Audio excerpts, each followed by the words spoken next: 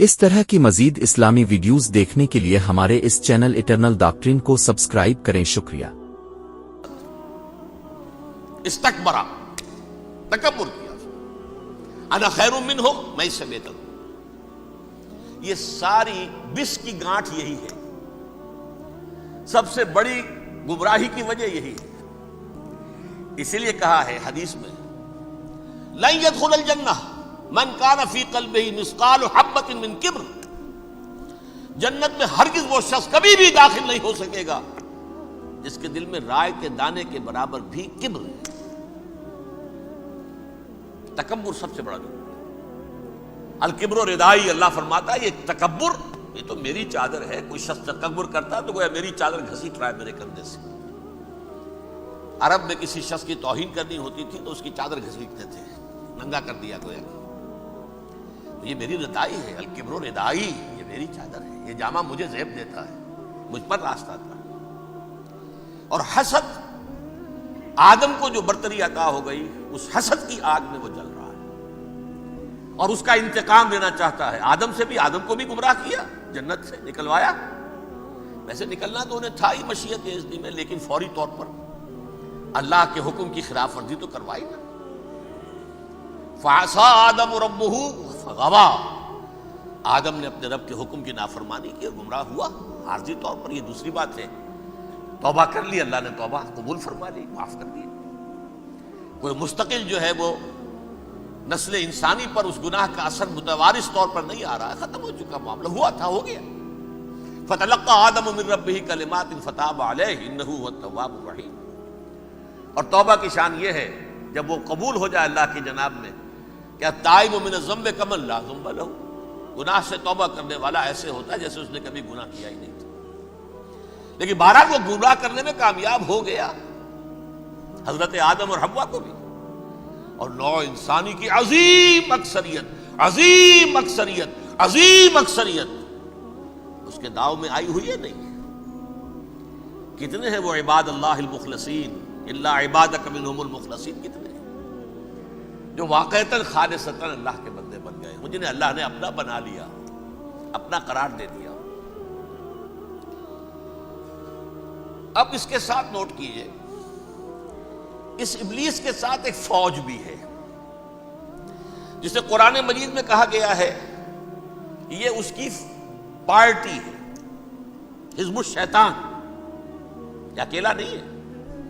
ایک تو وہ عزازیل ہے، اس کی طویل ترین عمر اللہ نے دے دی، وہ تو قیامت تک رہے گا۔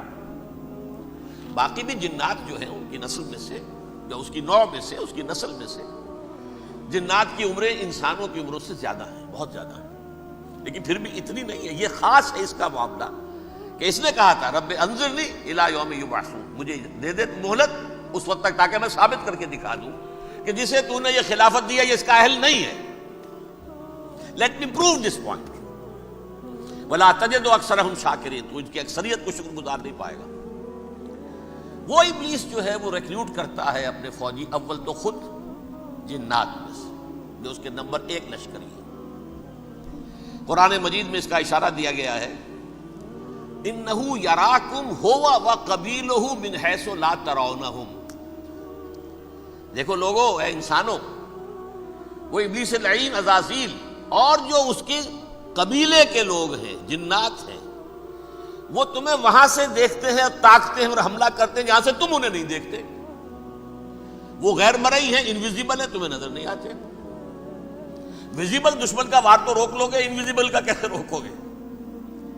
انہو یراکم ہوا وقبیلہ، اکیلا ہی نہیں ہے وہ تو تمہیں تاکتا ہے، تم پر حملہ کرتا ہے، گھات میں لگ کر جو ہے تمہارے اوپر حملہ کرتا ہے، وہ بھی اور اس کے ساتھ اس کے قبیلے کے لوگ، جنات بھی، من حیث لا ترونہم، جہاں سے کہ تم انہیں نہیں دیکھتے۔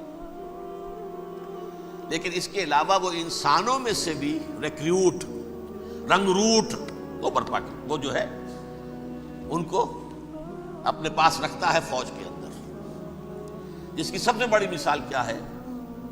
سورہ مجادلہ میں اللہ تعالیٰ نے منافق، حالانکہ وہ کون تھے؟ بظاہر حضور کا کلمہ پڑھنے والے، حضور کے پیچھے نماز پڑھنے والے، اسلام کا دعویٰ کرنے والے، ان کو اللہ فرماتا ہے اولئک حزب الشیطان، الا ان حزب الشیطان هم الخاسرون، یہ شیطان کی پارٹی کے لوگ ہیں۔ وہاں مقابلے میں آیا ہے اولئک حزب اللہ الا ان حزب اللہ هم المفلحون، یہ دو پارٹیاں ہیں، حزب اللہ اللہ کی پارٹی جو اس کے مخلص بندے ہیں وہ اللہ کی پارٹی، اور جو شیطان کے مرید بن گئے اس کے ہاتھ پر بیعت کر لی، لہذا وہ اس شیطان کی پارٹی کے لوگ ہیں، چاہے وہ انسان ہو چاہے جن ہو۔ تو انسانوں میں سے بھی اس کے حزب میں، اس کی پارٹی میں اس کے ایجنٹ ہیں اور بہت ہیں، بلکہ بہت سے تو ایسے ہیں کہ جو جنات کے بھی کان کتر دیں، ان کو بھی شیطنت سکھا دیں، پڑھا دیں۔ لیکن اب ایک بات سمجھیے، ایک دنیا میں نسل اور قوم بھی ایسی ہے جو ایک خاص وقت سے بحیثیت مجموعی من حیث القوم ابلیس کی ایجنٹ بن گئی ہے۔ وہ کون ہے؟ وہ یہودی ہے۔ یہ یہودی قوم جو ہے، اس میں ایک تو کچھ یہ کہ ان کی فطرت کے اندر یہ تھا کہ ہم ہیں اصل انسان، باقی انسان جو ہے وہ انسان نما حیوان ہے، ان کی کوئی حیثیت ہی نہیں۔ ہم ہیں اصل انسان، نحن ابناء اللہ و احباؤہ۔ باقی یہ جنٹائلز، یہ گوئمز، غیر یہودی، یہ تو حیوانات ہیں۔ اب جیسے کہ انسانوں کو حق ہے کہ حیوانوں کو ایکسپلائٹ کریں، استعمال کریں۔ گھوڑے کو آپ تانگے میں باندھتے ہیں کہ نہیں؟ اس کی پسینے کی اور محنت کی کمائی ہے جو کھاتا ہے تانگا چلانے والا۔ البتہ یہ ضرور ہے کہ چونکہ اگلے روز پھر جوتنا ہے تو کچھ نہ کچھ تو اسے بھی کھلائے گا نا، اپنی کمائی میں سے کچھ دانے کھلائے گا، کچھ اور گھاس دے گا۔ یا بیل کو جوتنا ہے ہل میں تو کچھ نہ کچھ اس کو دیتا ہوگا کھانے کو، لیکن پھر اسے استعمال کرنا ہے۔ تو ان کا مستقل قول یہ ہے کہ اصل انسان ہم ہیں، باقی پوری نوع انسانی ہمارے لیے حیوانوں کے درجے میں، ہم چاہیں جس طرح انہیں استعمال کریں، ایکسپلائٹ کریں، دھوکہ دیں، جیسے چاہیں، لوٹیں، کھسوٹیں، سب کچھ کریں، بدعہدی کریں، ان سے سود لیں، سب کریں، جو بھی ممکن طریقہ ہو، یہ ہمارے لیے ہم ڈومینیٹ کریں گے، اور یہ در حقیقت ہمارے اعلی کار ہیں۔ ایک تو اس اعتبار سے یہود بقیہ پوری نوع انسانی کے دشمن بن گئے۔ قرآن مجید کی وہ آیت بھی میں نے آپ کو سنائی ہے، وَقَالُوا لَيْسَ عَلَيْنَا فِي الْأُمِّيِّينَ سَبِيلٌ، یہ امیین کہتے تھے نا ان کو، جو غیر یہودی ہیں، کیونکہ ان کے پاس کتاب تھی، تورات تھی، اور کتاب نہیں تھی کسی کے پاس، لہذا یہ ان پڑھ ہے، پاگل ہے، جاہل ہے، امی ہے۔ ہم ہیں صاحب کتاب، ہمارے پاس شریعت، ہمارے پاس کتاب، یہ لوگ ان پڑھ ہیں، جاہل ہیں۔ لیس علینا فی الامیین سبیل، ان امیین کو ہم لوٹیں، کھسوٹیں، دھوکہ دیں، فریب سے جو کریں، چوری کریں، ڈاکہ ڈالیں، جیب کے قطرے، جس طرح بھی کریں ہمارے لیے جائز ہے، ہمارے اوپر کوئی گرفت نہیں ہوگی۔ اللہ تعالیٰ ہم سے یہ نہیں پوچھے گا تم نے جھوٹ کیوں بولا تھا اس کے ساتھ، تم نے وعدہ خلافی کیوں کی تھی اس کے ساتھ، تم نے کیوں دھوکہ دیا تھا اس کو، تم نے کیوں اس کا مال جو ہے غبن کر لیا تھا، ہڑپ کر لیا تھا، نہیں، ہم پر کچھ نہیں ہے۔ اس اعتبار سے ایک تو یہ انسانیت کی دشمنی ان کی گھٹی میں پڑ گئی، اس غلط خیال کی وجہ سے۔ ہم تو بخشے بخشائے ہیں، we are the chosen people of the Lord, ہمیں تو اللہ اگر جہنم میں داخل بھی کرے گا تو صرف چند دن، لن تمسنا النار الا ایاما معدودات، باقی اصل میں تو ہم تو اللہ کے پسندیدہ، نحن ابناء اللہ و احباؤہ، اس کے بیٹوں کے مانند بڑے چہیتے ہیں، لاڈلے ہیں۔ یہ باقی دنیا، باقی انسان ہماری چراہ گاہ ہے، جیسے چاہے چرے، جس طرح چاہے ہڑپ کر جائے۔ یہ تو ان کا پہلے سے مستقل معاملہ تھا، لیکن اس کے بعد ان کی تاریخ میں ایک دور وہ آیا جب حضرت مسیح علیہ السلام ان میں مبعوث کیے گئے۔ یہ 1400 سالہ تاریخ کا کلائمیکس ہے یہود کی۔ جب کتاب انہیں دی گئی تھی تورات حضرت موسیٰ کے ذریعے، وہ 1400 قبل مسیح کا واقعہ ہے۔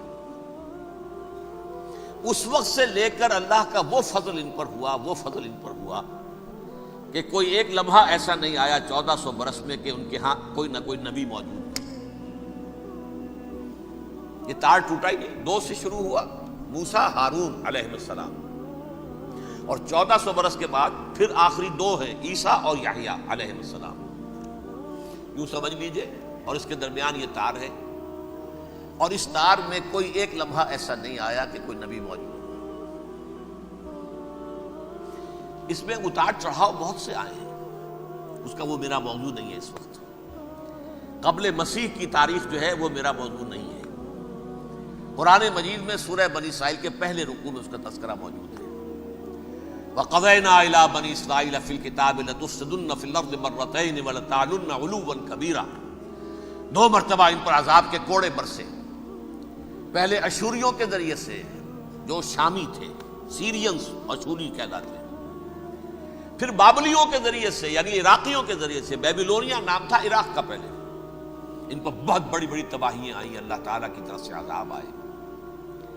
اس کے بعد پھر دوسرے دور میں دوسرا اقتدار کا دور آیا، خرمستیاں بڑھ گئیں، تو پہلے گریکس کے ذریعے سے، یونانیوں کے ذریعے سے، اور پھر رومیوں کے ذریعے سے انہیں پسوایا گیا۔ یہ دور گزر چکے تھے ان پر، 2 عروج کے دور اور 2 زوال کے دور۔ میری چھوٹی سی کتاب ہے تنظیم اسلامی کا تاریخی پس منظر، 6-7 روپے کی ہوگی، اس کو آپ دیکھیں گے تو اس میں اس کا پورا نقشہ آپ کو مل جائے گا۔ ویسے تو یہ کہ میری جو ذرا بڑی کتاب ہے سابقہ اور موجودہ مسلمان امتوں کا ماضی، حال اور مستقبل، اس میں میں نے ان معاملات پر بڑی تفصیل سے بحث کی۔ بہرحال یہ جو دور تھا ان کا 1400 سالہ، وہ اونچ نیچ سے ہوتا ہوا جب آیا ہے حضرت مسیح کی بعثت پر، تو ان کی شرارت کی انتہا یہ ہو گئی کہ اللہ تعالیٰ نے مسیح کو رسول بنا کر بھیجا، رسولاً الی بنی اسرائیل۔ حضرت موسیٰ اور حضرت عیسیٰ کے درمیان رسول کوئی نہیں ہے، سب نبی ہیں۔ حضرت موسیٰ رسول تھے اور حضرت عیسیٰ رسول ہیں، درمیان میں داؤد ہو، سلیمان ہو، یشعیاء ہو، زکریا ہو، یہ سب نبی ہیں، یحییٰ نبی ہے، رسول نہیں ہے۔ لہذا وہ شہید کر دیے گئے، رسول شہید نہیں ہو سکتا، قتل نہیں ہو سکتا۔ لیکن عیسیٰ اور موسیٰ کے درمیان 1400 برس ان کے جو ہیں، اس کا کلائمیکس ہے حضرت مسیح علیہ السلام کی بعثت، اور حضرت مسیح علیہ السلام کو جسے اللہ نے اپنی روح قرار دیا، روح منہ، کلمتہ القاہا الی مریم، اللہ کا کلمہ، عظیم ترین معجزات۔ انہوں نے کیا کہا؟ یہ ولد الزنا ہے، حرامزادہ ہے، معاذ اللہ، نقل کفر نہ باشد، یہ جادوگر ہے، یہ مرتد ہے، یہ واجب القتل ہے۔ اصل حکومت اس وقت رومیوں کی تھی حکومت، لیکن انہوں نے انہیں آٹونومی دے رکھی تھی، اپنے مذہبی معاملات تم خود طے کر سکتے ہو۔ تو کائفاس جو اس وقت کا ان کا ہیڈ ربائی تھا سب سے بڑا، اس کی عدالت نے فیصلہ کیا مسیح کو سولی چڑھا دیا جائے۔ پائلیٹس پونٹس، اس کے پاس ان کی ازداش پہنچ گئی، یہ ہمارا مجرم ہے مذہبی، یہ مرتد ہے، یہ کافر ہے، یہ جادوگر ہے، یہ واجب القتل ہے، اسے قتل کر دو، سولی چڑھا دو۔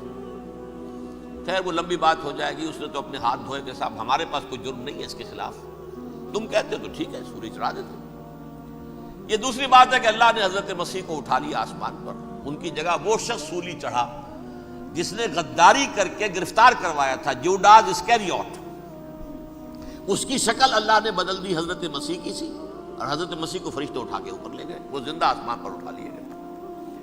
اور یہ ساری تفاصیل نہ قرآن میں ہے نہ حدیث میں ہے، یہ انجیل میں ہے، لیکن انجیل کون سی؟ برنباس کی انجیل، gospel of the Lord according to Saint Barnabas.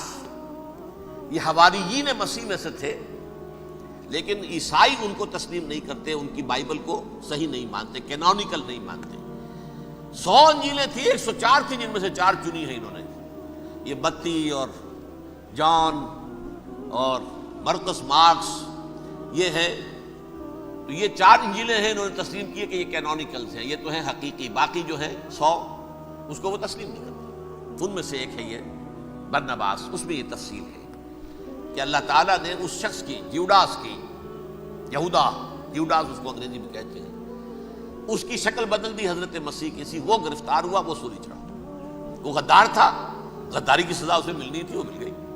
حضرت مسیح کو فرشتے 4 اٹھ رہے ہیں، جس کوٹھڑی میں حضرت مسیح مقیم تھے، ایک باغ کے اندر وہ کوش تھے، اس کی چھت پھٹی ہے، 4 فرشتے آئے ہیں، حضرت مسیح کو اٹھا کر لے گئے ہیں، چھت برابر ہو گئی ہے، اس کے بعد وہ شخص پکڑا گیا۔ بہرحال حضرت مسیح کو اللہ نے اٹھا لیا آسمان۔ لیکن وہ دن ہے کہ اس قوم کو اب مغضوب علیہم قرار دے دیا گیا۔ نوٹ کر دیجئے، اصل میں تو ہونا یہ چاہیے تھا کہ رسول کی جان کے درپے جب کوئی امت ہو جاتی تھی تو اللہ کا قاعدہ یہ تھا کہ اس امت کو نسیہ منسیہ کر دیا جائے۔ حضرت نوح کی قوم کو ختم کیا یا نہیں؟ حضرت ہود کی نگاہوں کے سامنے قوم عاد برباد کی گئی یا نہیں؟ حضرت صالح کی نگاہوں کے سامنے قوم سمود برباد ہوئی؟ یہ اللہ کا قاعدہ رہا۔ سدوم اور عمورہ کی بستیاں حضرت لوط علیہ السلام جہاں بھیجے گئے، مدین کا علاقہ جہاں حضرت شعیب بھیجے گئے، آل فرعون جن کی طرف موسیٰ کو بھیجا گیا، سب ہلاک کر دیے گئے۔ کیونکہ رسولوں کے بارے میں اللہ کا نبیوں کے بارے میں یہ بات نہیں ہے۔ نبی آیا، اس نے دعوت دی، جس نے مان لیا اچھا کیا، اپنے لیے اچھا کیا، نہیں مانا اس کی اپنی جو ہے عاقبت برباد ہو گئی۔ دنیا میں کوئی فیصلہ اس کا نہیں ہوتا، لیکن رسولوں کا معاملہ یہ ہوتا ہے کہ دنیا میں وہ اللہ کی عدالت بن کر آتے ہیں۔ مانو گے تو بچو گے، نہیں مانو گے ہلاک ہو جاؤ۔ تو اس اعتبار سے وہ مستحق تو ہو چکے تھے اس کے کہ انہیں ہلاک کر دیا جائے۔ اب اللہ کی کوئی خصوصی مشیت ہے، اس میں کیا حکمت ہے؟ وہ ہے ایک حکمت، میں بعد میں اگر وقت ہوا تو بتاؤں گا۔ فیصلہ یہ کیا اللہ نے کہ حضرت مسیح کو تو اٹھا لیا زندہ، اور ان کی رسی ابھی مزید دراز کر دی کہ ان کو ابھی مہلت دے دی کہ تمہیں آخری استیصال، جس کو عذاب اکبر کہتا ہے قرآن۔ سورہ سجدہ جو حضور ہر جمعے کی پہلی رکعت میں فجر میں پڑھتے تھے، وَلَنُذِيقَنَّهُم مِّنَ الْعَذَابِ الْأَدْنَىٰ دُونَ الْعَذَابِ الْأَكْبَرِ لَعَلَّهُمْ يَرْجِعُونَ۔ چھوٹے چھوٹے عذاب اور ایک بڑا عذاب، جبکہ قوم بالکل برباد، نسیم منسیہ، کأن لم یغنوا فیہا، ایسے ہو جائیں جیسے کوئی تھے ہی نہیں آباد یہاں۔ لا یرا الا مساکنہم، اب ان کے مسکن نظر آتے، مکین نظر نہیں آتے۔ یہ عذاب اکبر جو ہے وہ ان پر نہیں آیا، حالانکہ وہ مستحق ہو گئے تھے اسی وقت۔ اس کو یوں سمجھیے کہ کسی شخص کو پھانسی کا حکم تو ہو جائے، ایگزیکیوشن نہیں ہوتا ہے، کئی سال گزر جاتے ہیں پڑے ہوئے، اور معاملات جو ہیں وہ چلتے رہتے ہیں۔ یہ معاملہ ہوا اس کے ساتھ، ورنہ یہ مستحق ہو چکے تھے آخری بربادی تباہی کے، عذاب استیصال، جڑ سے کاٹ دینے والا عذاب۔ وہ آ سکتا تھا ان پر اسی وقت، لیکن اللہ نے ان کی مہلت دراز کی ہے۔ لیکن اس کے بعد اللہ نے ان کو ایک اور موقع دیا۔ 600 برس بعد حضرت مسیح کے محمد الرسول اللہ صلی اللہ علیہ وسلم کی بعثت ہوئی، اور یہ میں سمجھتا ہوں کہ اس قوم پر اللہ کا اتنا بڑا فضل تھا، اتنا بڑا فضل تھا، اتنا بڑا فضل تھا۔ اب پھر ایک موقع دیا، عسیٰ ربکم ان یرحمکم وان عدتم عدنا۔ دیکھو اب بھی تمہیں ہم ایک موقع دے رہے ہیں، تمہارا رب تمہارے اوپر اب بھی فضل کرنے کو تیار ہے، رحم فرمانے کو تیار ہے۔ ان ھذا القرآن یہدی للتی ہی اقوم، اس قرآن کے سائے میں آ جاؤ، یہ شاہدرا ہے ہدایت میں آنے کا، اس میں داخل ہو جاؤ، محمد کی تصدیق کرو صلی اللہ علیہ وسلم، دامن محمدی میں آ جاؤ، اب بھی ہم تمہارے گناہ بخش دیں۔ لیکن نہیں، اس قوم نے حضرت محمد صلی اللہ علیہ وسلم کی دشمنی کی کمر کس لی، اور اب یوں سمجھیے اس تاریخ سے لے کر آج تک یہ گٹھ جوڑ ہے۔ ظاہر بات ہے کہ ابلیس کا بھی اصل دشمن اب کون ہے، یا ہدف کون ہے، ٹارگٹ کون ہے؟ جنہوں نے محمد کو نہیں مانا صلی اللہ، وہ تو ہے ہی جہنمی، ان پر کوئی اور محنت کرنے کی ضرورت کیا ہے؟ سمجھ گئے میری بات؟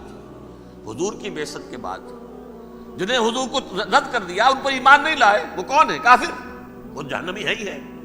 لہذا اس کے اوپر کوئی محنت صرف کرنے کی ابلیس کو ضرورت نہیں،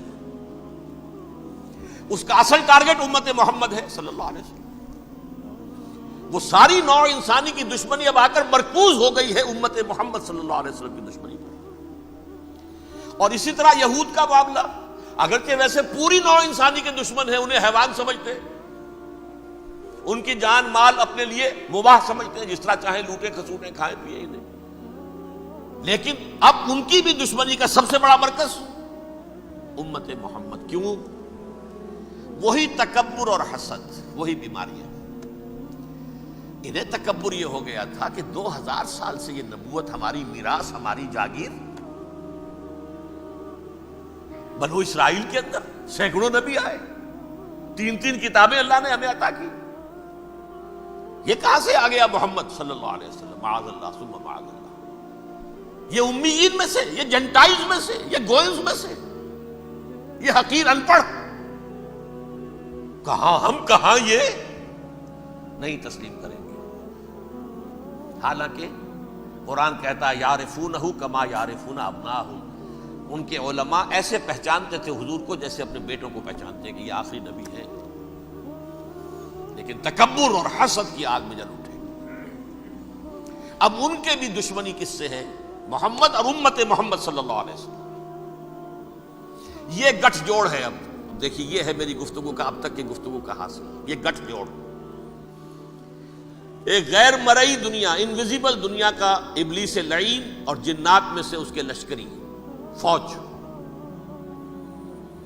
انسانوں میں سے ویسے تو اور بھی بہت جگہ اس کے ایجنٹ ہیں، مسلمانوں میں بھی ہے، لیکن بحیثیت قوم، بحیثیت مجموعی، ایک پوری قوم، ایک پوری نسل جو ہے اس کے ساتھ گٹھ جوڑ ہے۔ ان دونوں کی گٹھ جوڑی کے ساتھ یہ دشمن دون ہیں انسانیت کے، پہلا دشمن ابلیس لعین، عزازیل لعین، اور دوسرے دشمن یہود ملعون۔ اب میں آپ کو ذرا اس جو انسانوں میں سے انسان دشمنی کا جن کا سب سے بڑا رول ہے، میں ان کی 2000 سالہ تاریخ کا آپ کے سامنے نقشہ رکھنا چاہتا ہوں۔ ان 1400 سال کا تو میں نے صرف 4 آپ کو پوائنٹس بتائے۔ موسیٰ سے عیسیٰ تک 1400 برس علیہم الصلوۃ والسلام، 2 مرتبہ عروج، 2 مرتبہ زوال، اشیریوں کے ہاتھوں پٹوائی، بابلیوں کے ہاتھوں پٹانا، گریکس کے ہاتھوں مرمت، رومنز کے ہاتھوں مرمت۔ یہ جو 2000 سال ہیں، کیونکہ اب تو ظاہر بات ہے 21ویں صدی شروع ہو گئی، 20 صدیاں حضرت مسیح کو پوری ہو گئیں۔ پہلی بات نوٹ کیجئے، حضرت مسیح کی پیدائش ہے سن 1 قبل مسیح۔ یہ نقطہ آپ نے کبھی سنا ہے یا نہیں؟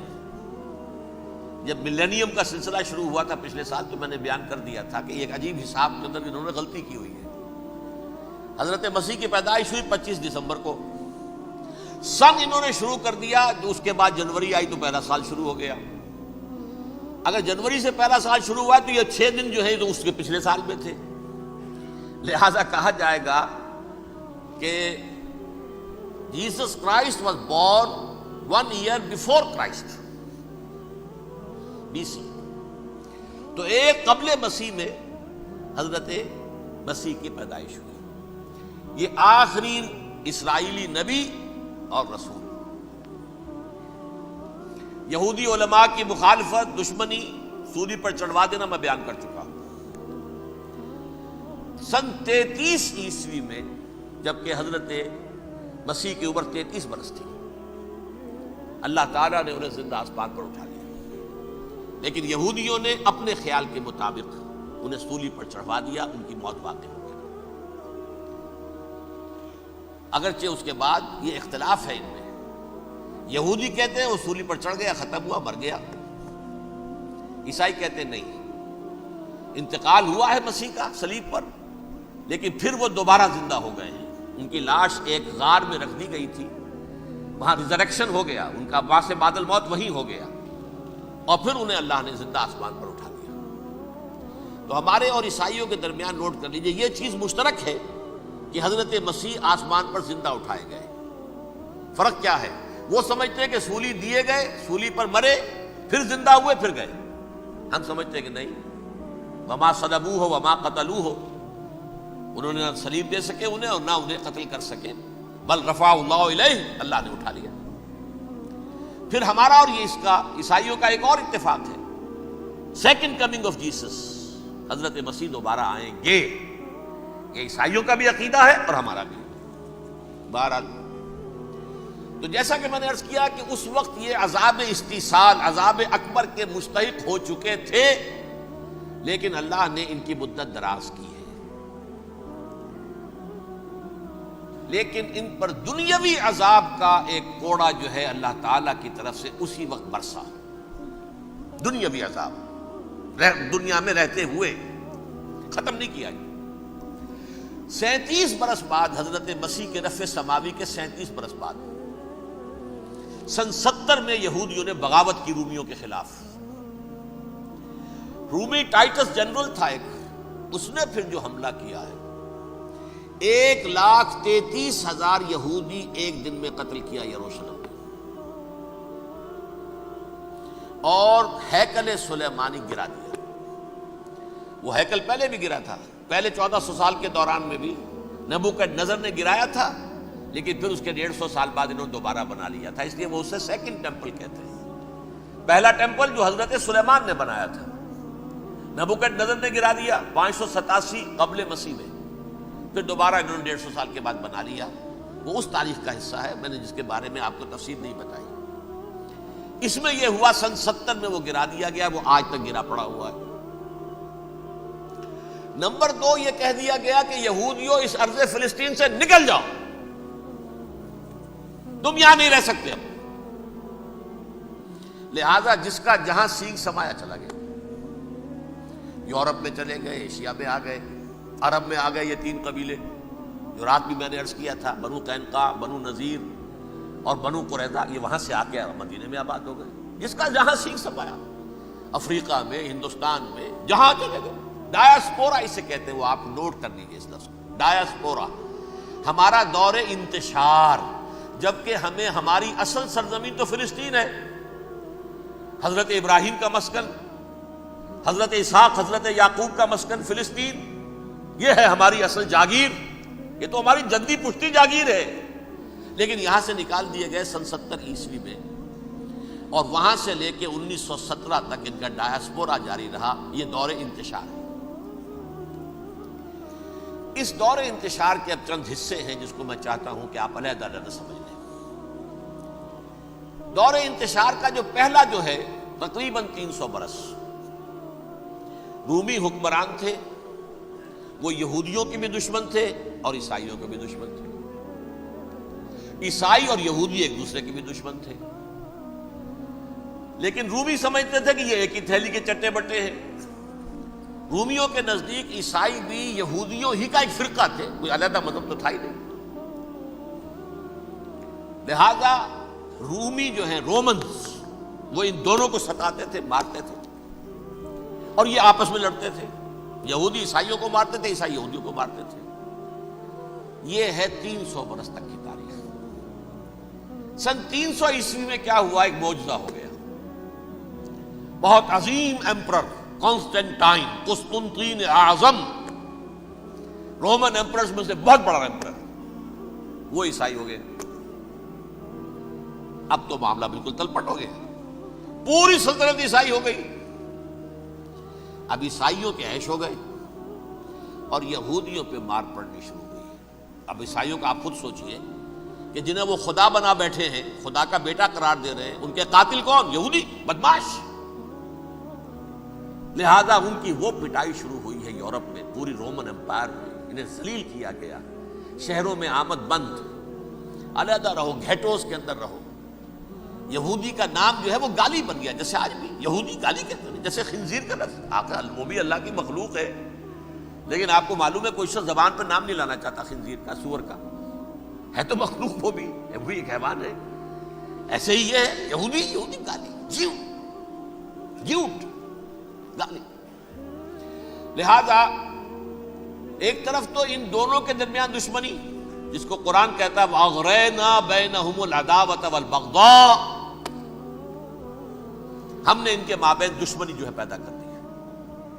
اور جب یہ پوری سلطنت عیسائی ہو گئی تو قافیہ تنگ ہو گیا یہودیوں کا۔ اب آئیے 571 عیسوی، یعنی جبکہ ڈایاسپورا کو کتنا عرصہ ہو چکا تھا؟ 500 برس۔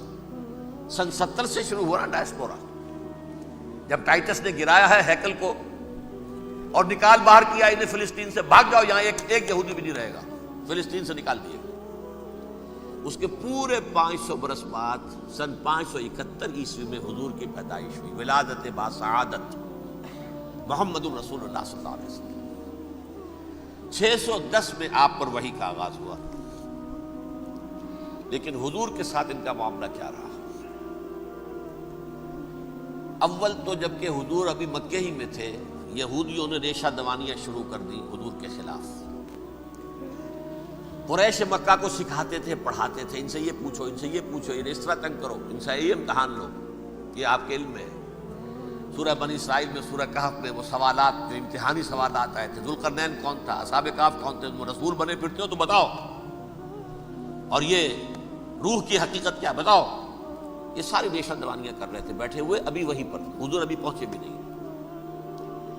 ہجرت فرما کر حضور تشریف لے آئے تو حضور نے، جسے ماسٹر سٹروک کہا جائے گا، یعنی اسٹیٹس مین شپ کا ماسٹر سٹروک، آپ نے مدینے میں آتے یہودیوں کے ساتھ پیکٹ کر دیا، جوائنٹ ڈیفنس پیکٹ آف مدینہ، کہ اگر مکے والے ہم پر حملہ کریں گے تو ہم مل جل کر ایک قوم کی حیثیت سے مقابلہ کریں گے۔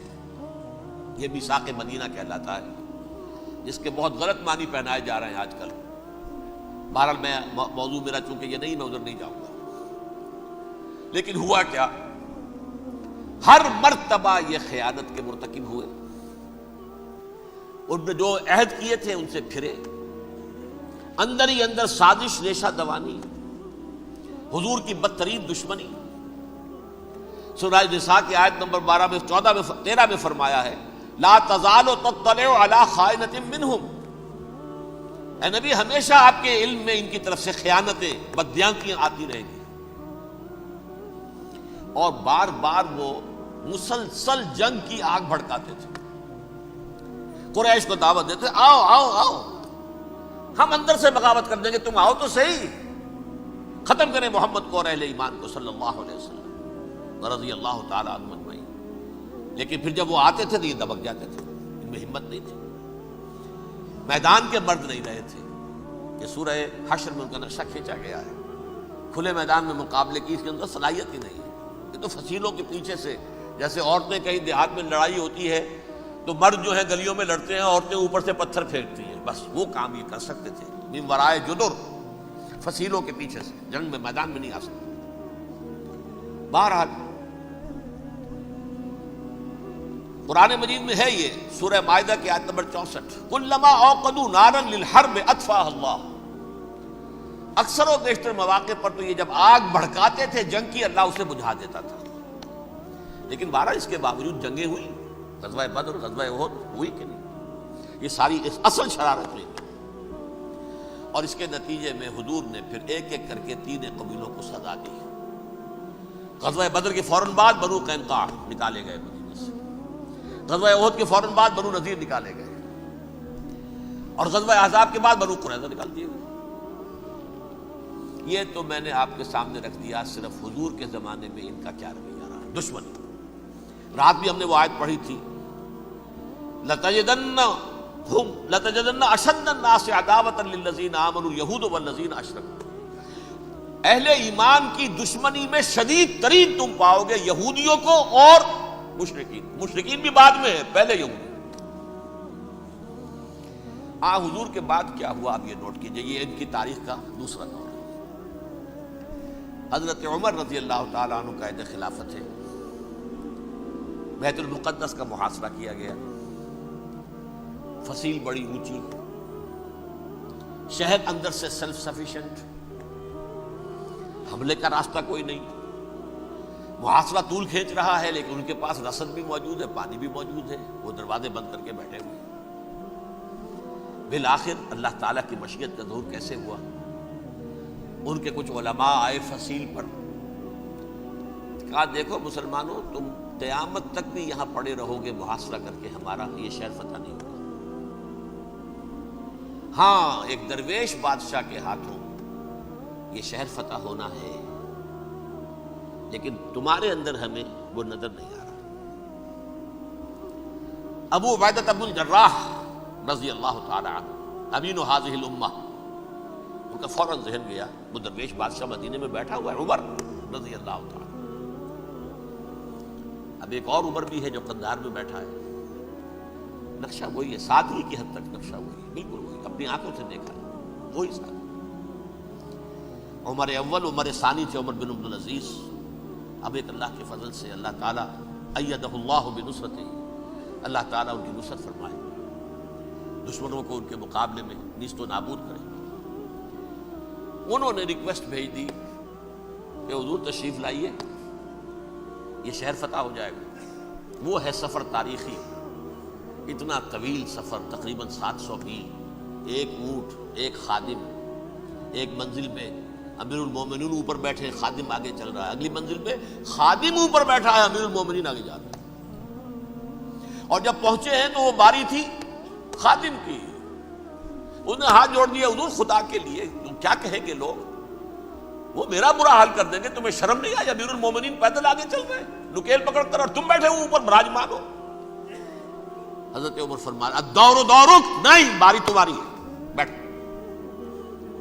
اس حال میں پہنچے ہیں.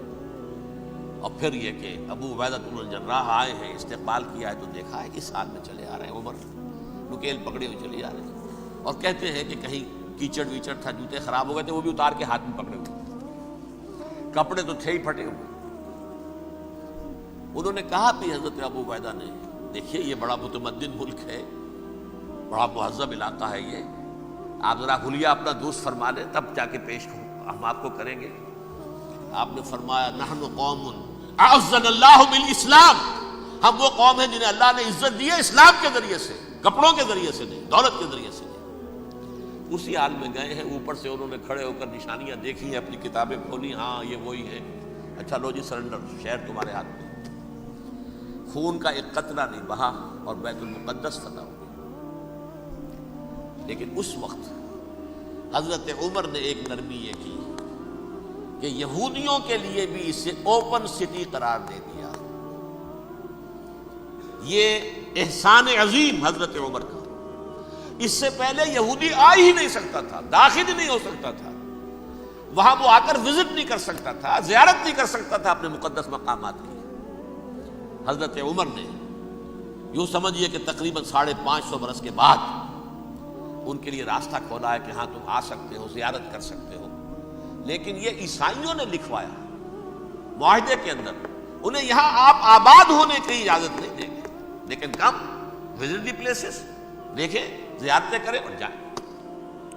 یہ معاہدہ حضرت عمر کا ہے رضی اللہ تعالیٰ، جو پھر خلافت راشدہ کے بعد بنو امیہ نے بھی اس کو آرڈر کیا، بنو عباس نے کیا. پھر جو ہمارے یہ ترکوں میں اندر خلافت آئی تو ترک خلفاء نے بھی اس معاہدے کی پوری پابندی کی. فلسطین میں آ سکتے ہیں یہودی صرف زائرین کی حیثیت سے، وہاں آباد نہیں ہو سکتے. اب آئیے اگلا دور آیا حضرت عثمان کا دور خلافت. یہ ہے وہ وقت کہ اب یہود نے امت مسلمہ کی پیٹھ میں چھرا گھونپا. وہ کیسے؟ ایک یہودی عبداللہ ابن سبا اسلام کا لبادہ اوڑھ کر آ گیا، معاشرے کا جائزہ لے لیا. ان میں بنو ہاشم اور بنو امیہ میں جو پرانی کشاکش تھی اس کے کچھ نہ کچھ جراثیم باقی ہیں. اگر ان کو ذرا بھڑکا دے تو مسلمانوں میں انتشار پیدا ہو جائے. کہا یہ عثمان کون ہے؟ یہ تو بنو امیہ میں سے ہے، یہ حق تو بنو ہاشم کا ہے، خلافت ان کے پاس ہونی چاہیے، محمد کے تو رشتہ دار وہ ہے صلی اللہ علیہ وسلم. عوام الناس کے اندر بات پھیلنی شروع ہوئی. پھر ایک بڑی سازش کے انداز میں حضرت عثمان کے خلاف پروپیگنڈا، حضرت عثمان کے جو عاملین تھے، گورنر تھے، ان کے خلاف پروپیگنڈا. اور ایسی ہوشیاری کرتے تھے کہ کوفے میں کوفے کے حاکم کے خلاف کچھ نہیں کہنا، اجی مصر میں یہ ہو رہا ہے، اجی شام میں یہ ہو رہا ہے، اجی یہ جو عثمان ہے وہ یہ کر رہا ہے، یہ ظلم ہو رہا ہے، یہ لوٹ مار ہو رہی ہے، یہ خیانتیں ہو رہی ہیں. اب نہ تو اس زمانے میں مینز آف کمیونیکیشن، کیسے تصدیق کریں؟ افواہیں تو آپ آج کراچی کے اندر شروع ہو جائے تو پتہ نہیں چل سکتا کسی کو کہ کیا اس میں صداقت ہے، کیا جھوٹ ہے. اور بری بات جو ہے فطرت انسانی کی کمزوری ہے، وہ فوراً قبول کرتا ہے. کسی کے بارے میں اچھی بات ماننے کو تیار نہیں ہوتا، لیکن بری بات تو فوراً تیار. بہرحال یہ فتنہ انہوں نے اٹھایا، حضرت علی کی الوہیت کا فتنہ اٹھایا، حضرت عثمان کے خلاف الفتنۃ الکبریٰ برپا کیا. حضرت عثمان شہید ہوئے. اس کے بعد 5 برس تک مسلمان ایک دوسرے کی گردنیں کاٹتے رہے، باہمی خانہ جنگی ہوئی. امت کو وہ زخم لگایا ہے جو آج تک جس سے خون رس رہا ہے. یہ شیعان عثمان اور شیعان علی تھے جو بعد میں پھر سنی اور شیعہ ہو، اور آج تک فتنہ کس نے جگایا؟ ایک عبداللہ ابن سبا یہودی اور اس کے کارندے شیطان کا ایجنٹ، اور انسانوں میں سے بھی اس کے جو بھی حواریین تھے اور شیطانوں کے اندر سے بھی تھے، انہوں نے بھی اس آگ کو بھڑکایا۔ یہ آپ سوچ لیجئے کہ یہ کس نے وہ زخم لگایا؟ یہودی۔ اگلا دور آیا، خلافت راشدہ ختم ہوئی، بنو امیہ کا بھی دور کافی گزر گیا۔ طارق ابن زیاد 712 عیسوی میں حملہ کرتے ہیں اسپین پر۔ اسپین اس وقت عیسائیت کا بہت بڑا گڑھ، بڑے کٹر ترین عیسائی جو ہے وہ اسپین میں تھے، لہذا یہودیوں کی وہاں بہت پٹائی ہوتی تھی، میں بتا چکا ہوں، دشمنی تھی ان کی چلی آ رہی تھی عیسائیوں کے ہاتھوں یہودیوں کی۔ وہ تو سن 300 عیسوی سے ایمپرر کانسٹنٹائن کے بعد سے شروع ہو گئی تھی۔ اس حوالے سے یہودیوں نے اس وقت چالاکی یہ برتی، کچھ راستے واسطے بتائے، کچھ مدد کی طارق ابن زیاد کی۔ طارق ابن زیاد نے انہیں اپنا محسن سمجھا، ہسپانیہ فتح ہو گیا تو یہودی چونکہ محسنین کی فہرست میں آ چکے تھے، انہیں بہت اقتدار نصیب، بڑی سپورٹ مسلمانوں نے دی۔ ان کے بڑے بڑے علماء جو ہیں اسی دور کے اندر پیدا ہوئے، بڑے بڑے تھنکرز ان کے اسی دور میں پیدا ہوئے۔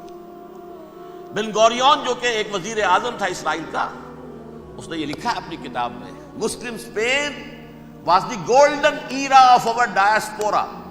وہ ڈائسپورا جو 70 عیسوی سے شروع ہوا تھا اور 1917 عیسوی تک جاری رہا ہے، اس میں سے گولڈن ایرا ہمارا جو تھا وہ مسلم اسپین تھا۔ ہسپانیہ میں بیٹھ کر ہم نے عیش کیے، لیکن وہاں سے انہوں نے اور جو کچھ کیا، یہ تو داستان کے اندر بہت سے گوشے ہیں، لیکن میں جس اسٹریٹ لائن میں چل رہا ہوں اس کے اعتبار سے ایک بات سمجھ لیجیے، وہاں بیٹھ کر انہوں نے اب عیسائیت کی پیٹھ میں چھرا گھونپا، پروٹیسٹنٹ مذہب پیدا کیا، تقسیم کر دیا، جیسے شیعہ سنی کی تقسیم، عبداللہ ابن سبا، رومن کیتھولک اور پروٹیسٹنٹ کی تقسیم، یہودی علماء۔ ہوتا کیا تھا، ہسپانیہ کی یونیورسٹیاں ہیں، کارڈووا میں ہے، ٹولیڈو میں ہے، گریناڈا میں ہے، غرناطہ، قرطبہ، تولیتلا، اور وہاں آتے تھے لوگ، فرانس سے چلے آ رہے ہیں نوجوان پڑھنے کے لیے، جرمنی سے چلے آ رہے ہیں، اٹلی سے چلے آ رہے ہیں، 3 ہی ملک قریب ترین پڑھتے ہیں سینٹرل جو یورپ کے ہیں۔ یہاں پر جو ہے وہ اسلام جو نور پھیلا رہا تھا اس سے بھی مستفیض ہوئے، جہالت کے جو ہے پردے ان کے وہ چھٹے، اس کے ساتھ ہی وہ یہودی وہاں ان کے اندر جو جراثیم داخل کر رہے تھے وہ اس عیسائیت کے خلاف بغاوت تھی، جو اس وقت دنیا میں عیسائیت اس وقت تھی، پوپ کا راج تھا دنیا میں اس وقت۔ یورپ میں جو عیسائیت تھی اس میں ایک طرف بادشاہ تھے، لیکن بادشاہوں کی حیثیت وہاں پر یوں سمجھ لیجئے کٹ پتلیوں کی تھی، اصل قوت پوپ کے ہاتھ میں تھی۔ اور پوپ کو انہوں نے جیسے قرآن نے کہا اتخذوا احبارهم ورهبانهم اربابا من دون اللہ، کیونکہ سینٹ پال نے شریعت موسوی ساقط کر دی تھی تو اب شریعت تھی ہی نہیں، پوپ کو اختیار تھا جس چیز کو چاہے حلال قرار دے دے، جس چیز کو چاہے حرام قرار دے دے۔ اتخذوا احبارهم ورهبانهم اربابا من دون اللہ۔ انہوں نے کہا صاحب یہ پوپ کس بلا کا نام ہے، یہ بھی انسان ہے، بات تو ٹھیک تھی نا، اصل حیثیت تو کتاب کی ہونی چاہیے، ڈیوائن بک، دی ریویلڈ اسکرپچر، لہذا یہ کتاب ہر شخص پڑھ سکتا ہے، کوئی پوپ کے باپ کو جو ہے کوئی اس کے لیے پروپرائٹری رائٹس تو نہیں ہے کہ صرف پوپ پڑھ سکتا ہے یا پادری پڑھ سکتے ہیں، ہم بھی پڑھ سکتے ہیں، ہم بھی سمجھ سکتے ہیں۔ یہ باتیں تھی کہ جن کو بڑھا چڑھا کر بیان کر کے اور پوپ کا اقتدار ختم کرا دیا اور توجہ مرکوز کر دی بائبل کی طرف۔ اب بائبل میں بڑا حصہ تو اولڈ ٹیسٹامنٹ کا ہے، نتیجہ کیا ہوا، یہود کی عظمت پروٹیسٹنٹس کے نزدیک مسلم ہو گئی۔ اصل قوم تو یہ ہے، وہ دشمنی بدلی کہ نہیں بدلی، موسیٰ کے امتی یہ ہے، تورات موسیٰ کو دی گئی، ابراہیم کی نسل یہ ہے، لہذا وہ جو دشمنی تھی، جو عداوت تھی کہ ہمارے خدا کو سولی چڑھانے والے ہیں یہ بدماش، اس کا ازالہ ہوا اس پروٹیسٹنٹ مذہب کے نتیجے میں۔ یہ میں اب آپ کو بتاتا ہوں کہ ایک نتیجہ وہ نکلا ہے جسے برٹرنڈ رسل نے بیان کیا ہے، اس کی کتاب ہے ان پریز آف آئیڈلنس، صفحہ 108. وہ لکھتا ہے the Christians retaining the Judaic belief in special revelation added to it the Roman desire for worldwide domination and the Greek taste for metaphysical subtleties. The combination produced the most fiercely persecuting religion that the world has yet known. یہ تین چیزیں آ کر عیسائیت میں مل گئی. ایک تو جب یہ اولڈ ٹیسٹمنٹ جو ہے وہ ان کے ہاتھ میں آ گئی، اور اس کے میں کچھ آپ کو بتا دیتا ہوں کہ اولڈ ٹیسٹمنٹ کی تعلیمات، کیونکہ یہ اولڈ ٹیسٹمنٹ جو ہے یہ محرف تھی. اصل تورات تو گم ہو گئی تھی 587 قبل مسیح میں، جب پہلی مرتبہ ہیکل جو ہے تباہ ہوا ہے، اس وقت ختم ہو گئی تھی. اس کے کوئی 150 سال کے بعد انہوں نے یادداشتوں سے مرتب کر کے لکھی ہے. اب اس میں ان کے اپنے خیالات، اپنے امانی، اپنی توجیحات وہ شامل ہو گئی. لہذا آپ ذرا میں آپ کو حوالے دیتا ہوں اس کتاب کے اندر مظالم کی جو تعلیم دی گئی ہے. اہل کتاب نے اپنے مظالم قتل عام کے جواز کے لیے تورات میں تبدیلیاں کی اور پیغمبروں پر دہشت ناکی اور بدترین حرام کاری کے الزامات لگائے. سنیے، پہلا حوالہ ہے یہ گنتی باب 31 آیات 17-18. اس لیے ان بچوں میں جتنے لڑکے ہیں سب کو مار ڈالو، اور جتنی عورتیں مرد کا منہ دیکھ چکی ہیں ان کو بھی قتل کر ڈالو، لیکن ان لڑکیوں کو جو مرد سے واقف نہیں اور اچھوتی ہیں اپنے لیے زندہ رکھو. یہ کسی اللہ کی کتاب کا یہ جملہ ہو سکتا ہے؟ کسی ریویل بک کا؟ اور سنیے، یہ ہے استثناء ڈیوٹرانومی باب 20 آیت 16-18. پر ان قوموں کے شہروں میں جن کو خداوند تیرا خدا میراث کے طور پر تجھ کو دیتا ہے، کسی ذی نفس کو جیتا نہ بچا رکھنا، جیسا خداوند تیرے خدا نے تجھ کو حکم دیا بالکل نیست کر دینا. مرد، عورتیں، بچے، بوڑھے سب ختم. یہ کتاب مقدس ہے. اور سنیے، سیموئیل باب 27 آیت نمبر 9. اور داؤد نے اس سرزمین کو تباہ کر ڈالا اور عورت مرد کسی کو جیتا نہ چھوڑا. نمبر 4، ان سب آباد شہروں کو ماں، عورتوں اور بچوں کے بالکل نابود کر ڈالا. کتاب استثناء باب 3 آیت 6. یہ ہے جو کہہ رہا ہے برٹرنڈ رسل، کرسچینٹی میں آ کر یہ تین چیزیں شامل ہو گئی. ایک تو یہ باربیرین یہ تعلیم جو ہے، اور یہ مذہب کے نام پہ تعلیم، یہ کتاب مقدس کی تعلیم. نمبر 2، رومنز کے اندر جو ایک تمنا تھی ورلڈ ڈومینیشن کی، وہ عیسائیت کے اندر آ گئی. اس لیے کہ پوری رومن امپائر جو ہے عیسائی ہو گئی، اسے وراثت کے اندر ورلڈ ڈومینیشن کی جو ایک تمنا تھی وہ مل گئی. اور پھر یہ کہ انہوں نے جو توہمات تھے یونانیوں کے، ان کو بھی اپنے ہاں مختلف شکلوں کے اندر جمع کر لیا. ان تین چیزوں کا the combination produced the most fiercely persecuting religion that the world has yet known. اس کے نتیجے میں دنیا میں تاریخ انسانیت کے اندر جو بدترین خوخار ترین مذہب ہو سکتا ہے وہ شکل عیسائیت نے اختیار کی. اور اس کا مظہر عتم کیا تھا؟ نوٹ کیجیے، صلیبی جنگیں. ایک بار ٹائم ٹیبل کے اعتبار سے نوٹ کر لیجئے گا. فرسٹ ملینیم ختم ہوا، سیکنڈ شروع ہوا. ان کے 1000 سال ختم ہوئے تو 11ویں صدی میں سیکنڈ ملینیم شروع ہوا، جو پہلی صلیبی جنگیں ہوئی. لاکھوں مسلمان قتل کیے.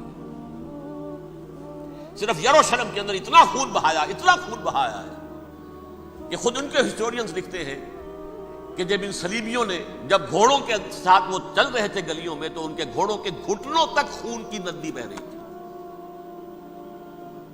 جہاں سے گزرے ختم کرتے چلے گئے، آبادیاں کی آبادیاں ختم کرتے. اگرچہ اس کروسیڈ میں گیہوں کے ساتھ گھن بھی پسا، یہودی بھی بہت مارے گئے. یہ فرانس سے، جرمنی سے جب یہ کروسیڈرز آ رہے تھے 3000 میل کا سفر طے کر کے آئے تھے. سوچئے تو صحیح، اربن ثانی پوپ جو تھا آگ لگا دی تھی اس نے پورے یورپ کے اندر. شرم سے ڈوب مرو، تمہارے مقدس علاقے مسلمانوں کے ہاتھ میں. انفیڈلز، یہ کافر، یہ مرتد، یہ ملحد. مسیح جہاں پیدا ہوا، مسیح کو جہاں سولی دی گئی، وہ کہاں ہے؟ ان کے ہاتھ میں وہ آگ لگائی ہے، 3000 میل کا فاصلہ طے کر کے یہ قومیں آئی ہیں وہاں، اور جو تباہی مچائی ہے، تاریخ انسانی میں ایسی بربریت کی کوئی مثال. اور یہ ان کے اپنے ہسٹورینز لکھتے ہیں شرم کے بارے میں، ایسے محسوس ہوتا ہے جیسے ان کی گردنیں جھکی جا رہی ہو لکھتے ہیں. اب آگے چلیے، یہ جو بغاوت ہوئی پوپ کے خلاف، اس میں نوٹ کیجئے تاریخی اعتبار سے سب سے پہلے بغاوت کرنے والا ملک انگلستان تھا. اس نے اپنا چرچ علیحدہ بنایا، چرچ آف انگلینڈ، پوپ سے رشتہ منقطع. The first Protestant kingdom in Europe was England. اسی سے رشتہ جوڑی west, white Anglo Saxon Protestants. ان میں اولیت کا شرف کسے حاصل ہے؟ برطانیہ شریف کو. یہاں پر انہوں نے اب ایک بہت بڑا جو کارنامہ کیا، پوپ کی گرفت کم ہوئی یورپ پر سے، پروٹیسٹنٹ مذہب کا فروغ ہوا، تو انہوں نے سود کی اجازت حاصل کر لی. جب تک پوپ کی حکومت تھی سود حرام تھا، نو ٹرانزیکشن، نہ انٹرسٹ نہ یوزری، کچھ بھی نہیں. پروٹیسٹنٹس کے ذریعے سے سود کی اجازت حاصل کر لی. اس کے بعد بڑے بڑے بینک بنا کر بیٹھ گئے، the house of Rothschilds, the house of Goldsmiths. یہ عمران خان صاحب کے جو خسر جو تھے گولڈ سمتھ، یہ بینکرز، بڑی بڑی فیملیز. ان لوگوں نے کیا کیا؟ اب ریشہ دوانیاں. یورپ میں مختلف ملکوں کے درمیان جنگیں کروائیں سازشوں کے ذریعے سے. وہی کلما اوقدوا نارا للحرب، جنگ کے لیے آگ بھڑکا دینا تو ان کا پرانا مشغلہ تھا. جنگیں کرواتے تھے، پھر فرانس کے بادشاہ کو بھی قرض چاہیے اسلحہ کے لیے، انگلستان کے بادشاہ کو بھی قرض چاہیے. ہاؤس آف روتھ چائلڈز کا ایک نمائندہ وہاں بیٹھا ہے، یہاں بیٹھا ہے، اور منہ مانگے شرح پر سود کے اوپر قرض دے رہے ہیں. ان کو سب کو جو ہے ان کے سارے مالی وسائل کھینچ لیے، دولت پر قبضہ کر کے بیٹھ گئے، اور اس کا نتیجہ یہ نکلا چند 100 سالوں کے اندر کہ فرنگ کی رگے جاں پنجے یہود میں. اس سودی نظام کے ذریعے سے دولت پر ان کا قبضہ. علامہ اقبال 1905 سے 1908 تک رہے تھے نا، لیکن یہ کہ ان کی نگاہ تھی ایسی، گاہ میری نگاہ تیز چیر گئی دل وجود، گاہ الجھ کے رہ گئی میرے توہمات میں. اور انہوں نے دیکھا ہے کہ فرنگ کی رگے جہاں پنجے یہود میں ہے. ابھی ہٹلر کا تو وجود بھی نہیں تھا، بعد میں ہٹلر کو محسوس ہو گیا نا واقعتاً ہمارا اصل دشمن یہ یہودی ہے جو یہاں پر بیٹھا ہوا، جو ہمارا خون چوس رہا. آخر یوں ہی تو نہیں، دماغ اس کا ایسے تو خراب نہیں ہو گیا تھا. یہ قتل عام، یہ ہولوکاسٹ کس لیے؟ اس نے پہچان لیا تھا، اس لیے کہ وہ ویسٹ نہیں تھا، وائٹ اینگلو سیکسن پروٹیسٹنٹس. اصل جادو جو چلا وہ ان پر چلا، اور برطانیہ ان کا سب سے بڑا جو ہے وہ پشت پناہ، مددگار، حامی. اس کے ساتھ ساتھ انہوں نے کوشش کی، یہ ترک خلفاء بیچارے، مرد بیمار تو بن چکا تھا یورپ کے اندر، زوال سے دوچار ہو چکی تھی ترکی خلافت. انہوں نے بھی محل بنائے تھے. آج تجھ کو بتاتا ہوں تقدیر امم کیا ہے، شمشیر و ثنا اول، طاؤس و رباب آخر. بڑے بڑے قرضے لے کر محل بنے تھے یہ، جو آج جا کر آپ استنبول میں دیکھ لیجئے، قرضوں کے اندر بندھے ہوئے. لیکن یہ کہ کم سے کم یہ ضرور کیا کہ بڑی سے بڑی رشوت انہیں یہودیوں نے پیش کی کہ کسی طرح ہمیں فلسطین میں آباد ہونے کی اجازت دے دو. لیکن this goes to their credit,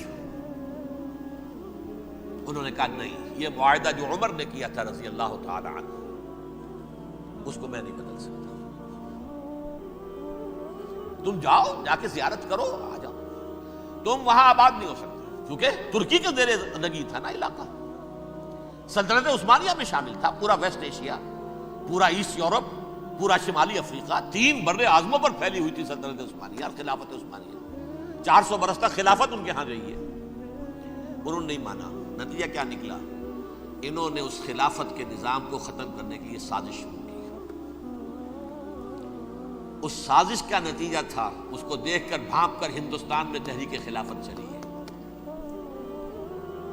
بولی اماں محمد علی کی جان بیٹا خلافت میں دے دو. ساتھ ہوں تیرے شوکت علی بھی، جان بیٹا خلافت پر دے دو. تحریک چلی، ابھی ختم نہیں ہوئی تھی خلافت، لیکن نظر آ گیا تھا. بڑا پیارا واقعہ ایک صاحب نے سنایا ہے کہ جب شیخ الہند جو ہیں اسیر تھے مالٹا میں، یہ 1915 سے 1920 تک رہے، تو وہاں جو تھا مالٹا کا جو کیمپ تھا جس میں کہ یہ اسیر تھے، اس کا کمانڈانٹ جو تھا انگریز، انہوں نے دیکھ لیا تھا یہ بہت فرشتہ خصلت انسان ہے، نورانی شکل ہے، تو وہ اچھا میل ملاپ تھا. ایک روز کہا حضرت شیخ الہند نے کہ آپ لوگ ہماری خلافت کے پیچھے کیوں پڑے ہوئے ہیں؟ وہ تو ایک مردہ شے ہے، اس میں کوئی جان تو ہے نہیں، کوئی طاقت نہیں ہے، پھر بھی آپ ہماری ایک نشانی ہے، اسے کیوں آپ جو ہے برباد کرنے پر تلے ہوئے؟ اس نے کہا اتنے بھولے نہ بنیے حضرت، ہمیں معلوم ہے اس نیم مردہ خلافت میں بھی طاقت اتنی ہے کہ اگر جہاد کا فتویٰ اس نے دے دیا تو انڈونیشیا سے موریتانیہ تک مسلمان کفن سر سے باندھ کے نکل آئے گا، یہ ہمیں معلوم ہے. لہذا ہم نے ختم کرنا ہی کرنا. اور ختم کس سے کرایا؟ ایک فری میسن مصطفیٰ کمال پاشا، چاک کر دی ترک ناداں نے خلافت کی قبا، سادگی اپنوں کی دیکھ اوروں کی عیاری بھی دیکھ. عیاری کس کی تھی؟ یہود کی، اور ان کے اعلی کار برطانیہ. ابھی خلافت ختم بھی نہیں ہوئی تھی، برطانیہ کے ذریعے سے 1917 میں بالفور ڈکلیریشن کے ذریعے سے حق حاصل کر لیا کہ ہاں جا کر یہ آباد بھی ہو سکتے ہیں. چونکہ دوسری جنگ عظیم میں سلطنت عثمانیہ ختم ہو گئی تھی، خلافت نام کی تھی، سلطنت تو ختم ہوئی، ترکی رہ گیا تھا صرف. اور جنرل ایلنبی کی فوجیں داخل ہو چکی تھی یروشلم میں، یروشلم پر قبضہ برطانیہ کا ہو چکا تھا، اور قبضہ دلوانے والے برطانیہ کو ہمارے ہندوستان کے مسلمان فوجی بھی تھے. اربوں نے بغاوت کی ترکوں کے خلاف، اور انگریزوں کی فوج میں ہمارے ہندوستان کے مسلمان سپاہی بھی تھے. بہرحال اب چونکہ ان کے پاس آ گیا، برطانیہ نے اعلان کر دیا، بالفور ان کا وزیر خارجہ، Jews have a right to settle in Palestine، وہ جائیں آباد ہو سکتے ہیں. یہ 1917 کا اعلان ہے. اس کے بعد جو کچھ انہوں نے طریقے برتے ہیں، اس میں دھن دھوس دھاندلی دھوکہ ہر چیز. مثلا دھن گئے، جناب یہ آپ مکان بیچیں گے؟ اچھا جی لے لیجیے، آپ کیا مانگتے ہیں؟ 10 لاکھ. میں 11 لاکھ دیتا ہوں، لیکن کل ہی نکل جائے. پیسے کی کمی تھی نہیں. پورا یورپ کا سرمایہ جن کے پاس، بینکرز کے پاس. زائنسٹ موومنٹ اصل میں بینکرز کی موومنٹ تھی. 1897 میں جمع ہو کر انہوں نے جو پروٹوکول بنائے تھے وہ کون تھے؟ سب کے سب بینکرز تھے. دولت کی کمی نہیں تھی. تم 10 کی بجائے 11 لو، نکل جاؤ. یہ کھیت بیچتے ہو کتنے کا؟ بھائی 12 کا، ہم 13 دیتے ہیں بھائی، جلدی سے نکل جاؤ. یہ بھی کیا، دھن کے ذریعے سے ڈسپلیس کیا، جہاں زور چلا نکال دیا. اور اس کے بعد پھر جب سن 48 میں اسرائیلی ریاست قائم ہو گئی، اب اسرائیلی جو ہے عدالتوں میں استغاثے دائر کرنے شروع. یہ فلاں مکان میرے پڑانے پگڑ دادا سگڑ دادا کا تھا 2000 سال پہلے، اس کے اوپر یہ قبضہ کر کے بیٹھے ہوئے، یہ میرے پاس دستاویزات ہیں. اچھا ٹھیک ہے، آپ نکل جائیں، یہ مکان ان کا ہے. اس طریقے سے انہوں نے بے دخل کیا فلسطینی، اور خود وہاں پر قدم جما کر مضبوطی سے بیٹھ گئے. یہ ہے کہ جو مغربی اقوام نے کیا ہے. اس میں سیکنڈ جو ہے رول پلے کیا ہے امریکہ نے. ویسٹ جو ہے اس کا نمبر 2 امریکہ تھا، اب نمبر 1 امریکہ ہے. اب برطانیہ کی کوئی حیثیت اب نہیں ہے، لیکن سب سے بڑا وکیل جو ہے وہ وہی ہے اب بھی. لیکن ظاہر بات ہے کہ west white Anglo Saxon Protestants کا امام اس وقت جو ہے وہ برطانیہ، یو ایس اے. 1948 میں یہ قائم ہوا، اور یہاں پہ نوٹ کیجئے پاکستان 47 میں قائم ہوا، اور تقریباً 9 مہینے ہیں درمیان میں. اگست 47 اور مئی یا جون 48. اس کا کیا مطلب ہے یہ میں بعد میں بتاؤں گا. پہلی جنگ ہوئی 48 میں، عربوں نے بغاوت کی اور عرب جیت رہے تھے. اچانک پتہ نہیں کیوں عربوں نے جنگ بند کر دی. یہ بالکل یوں سمجھیے کہ پیرلل واقعات ہیں. کشمیر میں ہم جیت رہے تھے، بھاگ کر نہرو پہنچ گیا یونائٹڈ نیشنز کے اندر، جنگ بند ہو گئی، ختم ہوا اس میں۔ کچھ اپنوں کی غلطی بھی تھی، کچھ قبائلیوں نے وہاں جا کر سری نگر ایئرپورٹ تک پہنچ گئے تھے، بجائے اس پر قبضہ مکمل کرنے کے لوٹ مار میں لگ گئے، اپنوں کی غلطی بھی تھی، لیکن اس کے باوجود پڑنا بھاری تھا۔ اور اگر سری نگر ایئرپورٹ پر قبضہ ہو گیا ہوتا تو سوال ہی پیدا نہیں ہوتا کہ بھارت جو ہے اپنی فوجیں اتار سکتا، زمینی راستہ تھا ہی نہیں۔ وہی وہاں ہوا ہے، بڑے ہی عجیب طریقے پر عرب جیت رہے تھے، اسرائیل جو ہے شکست کھا رہے تھے، عربوں نے صلح کر دی۔ کچھ مہینوں کے بعد عربوں نے دوبارہ جنگ کی، اتنے عرصے میں یہ اسرائیلی، یہ سب جو ہیں جتنے دہشت گرد ہیں اسرائیلی، یہ اس دور کے لوگ ہیں، وہ چاہے مینیجم بیگن تھا یا کوئی اور، یہ سب کے سب اس دور کے ٹیررسٹ۔ اب انہوں نے ڈٹ کر جو مقابلہ کیا، عربوں کو شکست دی بڑی سخت۔ سن 48 میں عربوں کو شکست ہو گئی۔ سن 67 میں روس کے سکھانے پڑھانے پر جمال عبد الناصر نے حملہ کیا، بلاکیٹ کر دیا ایلات کا، بندرگاہ کا۔ 6 دن کی جنگ کے اندر اسرائیلیوں نے روس سے پورا سیرہ سینا لے لیا، اسرائیل شام سے گولان ہائٹس لے لیے، اردن سے یہ پورا مغربی کنارہ جو یہ اردن کا حصہ تھا، اور مشرقی یروشلم اردن کے پاس تھا، اس پر بھی قبضہ کر لیا۔ 1967 کی جنگ کا نتیجہ کیا نکلا؟ یروشلم پورا کا پورا یہودیوں کے قبضے میں چلا گیا، جو 1948 میں آدھا کر دیا گیا تھا۔ ویسٹرن یروشلم یہ یہودیوں کے پاس، ایسٹرن یروشلم مسلمانوں کے پاس، اور مشرقی یروشلم ہی میں مسجد اقصیٰ ہے اور قبۃ الصخرہ ہے، وہ مسلمانوں کی تحویل میں تھے۔ اردن کا قبضہ مسلمانوں کی تحویل، لیکن اب 67 میں پورا یروشلم ان کے قبضے میں آ گیا۔ پھر بہرحال مصر نے ایک کوشش کی بدلہ لینے کی سن 73 کی جنگ میں، اور اس میں کوئی شک نہیں بڑی شجاعت کا مظاہرہ کیا۔ رمضان وار آف 1973 بارلیو لائن کراس کر دی، جسے وہ سمجھتے تھے کہ کوئی طاقت دنیا کی ہمارے اس دفاعی جو ہے لائن اس کو کراس کر نہیں سکتی۔ لیکن پھر جب امریکہ اپنی پوری طاقت لے کر میدان میں آ گیا ہے تو ظاہر بات ہے کہ مصر کی حیثیت امریکہ کے مقابلے میں تو کچھ نہیں تھی۔ یہ ہے میں نے جو مختصر سی تاریخ آپ کے سامنے رکھ دی ہے۔ اب جو اصل مسئلہ ہے سمجھیے، سین کیا ہے، منظر کیا ہے۔ یہ پہلو وہ ہیں بہت سے کہ جو شاید بہت سے حضرات کی نگاہوں میں نہ ہوں، باقی تو یہ تاریخ کے واقعات ہیں، اکثر لوگوں کے علم میں ہوں گے۔ یہودیوں میں بھی ایک بڑی شدید اندرونی کشاکش ہے، جیسے ہم مسلمانوں میں کچھ مسلمان وہ ہیں جو نماز روزے کی پابندی کرتے ہیں، دین سے انہیں تعلق ہے، کچھ وہ ہیں جو نہ نماز نہ روزہ نہ کچھ، نام تو ان کے ہیں، محمد حسین ہے، غلام علی ہے تو صحیح، سیکولر ذہن ہے، مادی پرستی ہے، کچھ نہیں ہے کہ نہیں، ایسا ہی ان کے ہاں بھی ہے۔ اصل یہودی جو ہے، عملی یہودی، اس کی شکل آپ نے اگر کبھی دیکھی ہو، اس کے سر کے اوپر اونچا ہیٹ ہوتا ہے کالا، ان کی زلفیں لمبی لمبی ہوتی ہیں، خاص طور پر یہ جو ہے گلپٹی کے بال، یہ قلمے جو ہیں یہ تو لا کے چھلے بنا کر بڑا خوبصورت سا جو ہے وہ ہار بناتے ہیں، لمبا کالا کوٹ پہنا ہوتا ہے، لمبی داڑھی ہوتی ہے۔ یہی وجہ ہے کہ مسلمانوں میں بھی مصر میں جس کی لمبی داڑھی ہوتی تھی، اب کچھ حالات بدل گئے، وہ سمجھتے تھے یہ یہودی ہے، لیکن لمبی داڑھی یہودی رکھتا تھا، مسلمان نہیں۔ مسلمان تو عرب صرف ٹوکن داڑھی رکھتے ہیں یا شیو کرتے ہیں، یا سعودیوں کی طرح صرف کوئی نشان چھوڑتے ہیں، اللہ اللہ خیر سے۔ لمبی داڑھی شعار جو ہے یہودیوں کا ہے۔ ایک انتہا پر تو یہ ہے، دوسری انتہا پر وہ ہیں جنہیں کسی شے سے غرض نہیں، شراب بھی پیتے ہیں، سب کچھ ہے، سور بھی کھاتے ہیں یہودی، بینکرز ہیں، بڑے بڑے سائنسدان ہیں، سب کچھ ہیں، وہ زیادہ تر جو ہیں سیکولر ہیں۔ کچھ بیچ بیچ میں بھی ہے، جیسے یہ ایریل شیرون ہے، ویسے شیوڈ ہے، داڑھی تو نہیں ہے اس کے، لیکن سر پہ وہ ضرور وہ جو ہے اس کی جو ٹوپی سی آپ کو رکھی نظر آ جائے گی۔ یہ ہے درمیانی یہودی ہونے کا نشان، کہ ایک شعار انہوں نے اپنا جو ہے برقرار رکھا ہوا، وہ ایک ٹوپی چپکی ہوئی سی ہوتی ہے، وہ ٹوپی کیا ہوتی ہے پتہ نہیں، کیسے چپکی رہتی ہے مجھے نہیں معلوم۔ یہ جو کشمکش ہے اس میں، جو زیادہ رائٹسٹ اور لیفٹسٹ کی کہہ لیجیے، سیکولر اور مذہبی لوگوں کی کشمکش ہے، ان کے درمیان ایک کشاکش جو ہے اس کو سمجھ لیجئے کہ وہ کیا ہے۔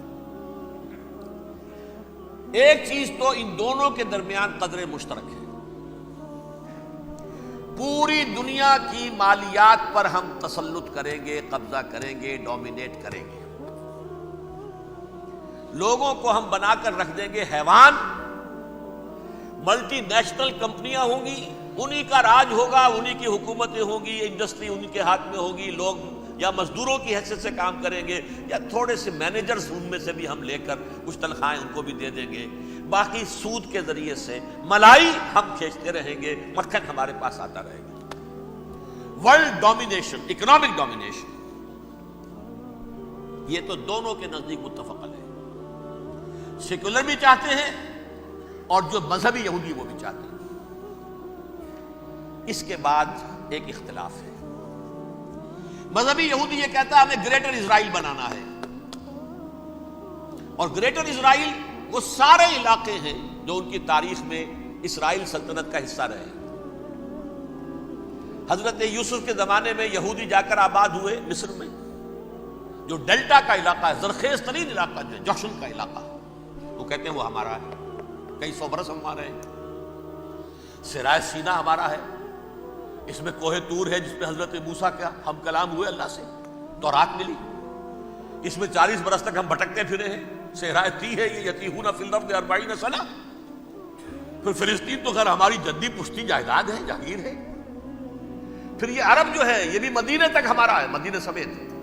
ہمارے قبیلے وہاں تھے جہاں سے نکالا مسلمانوں نے. پورا عراق ہمارا ہے، پورا شام ہمارا ہے، اور ترکی کا بھی ایک علاقہ ہے ابتدائی مشرقی جنوبی، وہ بھی ہمارا ہے. یہ ہے گریٹر اسرائیل کا نقشہ، یہ ہم نے بنانا ہے. جبکہ جو سیکولر ذہن کے لوگ کہتے ہیں کیا کرو گے اس کو بنا کے، اس میں جو عرب ہیں وہ تم سے لڑتے رہیں گے، تم انہیں مارو گے وہ تمہیں ماریں گے. اگر تم 10 مارو گے تو ایک تو وہ بھی ماریں گے نا تمہارا. ٹھیک ہے، فائدہ کیا ہے؟